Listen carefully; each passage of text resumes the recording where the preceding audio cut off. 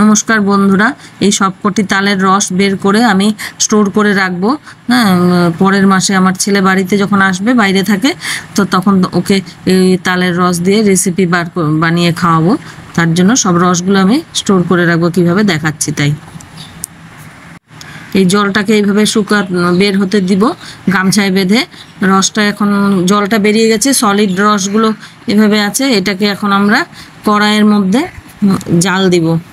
একদম যেটুকু জল আছে রসের মধ্যে পুরোটা শুকিয়ে নিব জাল দিতে দিতে। এবার রসটা শুকিয়ে গেছে, একটা থালার মধ্যে আমি একটু ঘি ব্রাশ করে নিয়ে রসটাকে ছড়িয়ে 2 দিন রোদে শুকাতে দিব। আরও এমনি শুকিয়ে গেছে, এটাকে রোদে একটু দিব।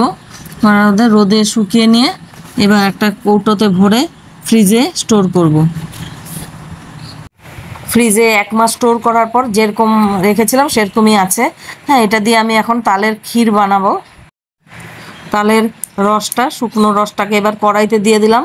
দিয়ে ওর মধ্যে অল্প নারকেল কোড়া আর পরিমাণ মতন চিনিটা একটু বেশি লাগবে, মিষ্টি হলে খেতে ভালো লাগবে। এবার সবগুলোকে নাড়িয়ে নিব। তালের রসের সাথে নারকেল আর চিনিটাকে ভালোভাবে পাক দিয়ে নিয়ে এবার আধা লিটার মতন দুধ ওর মধ্যে ঢেলে দিব। দুধ ঢেলে দিয়ে নাড়াচাড়া করে নেব।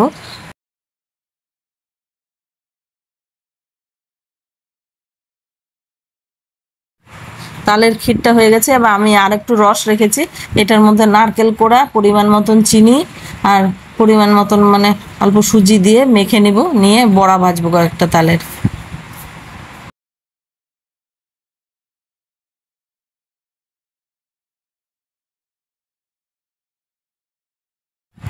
স্টোর করা তালের রস দিয়ে 1 মাস পরে তালের ক্ষীর আর বড়া খাওয়া হলো। সেই টেস্টি, একই স্বাদ, দারুণ, ছেলেকে খাওয়ানো হলো।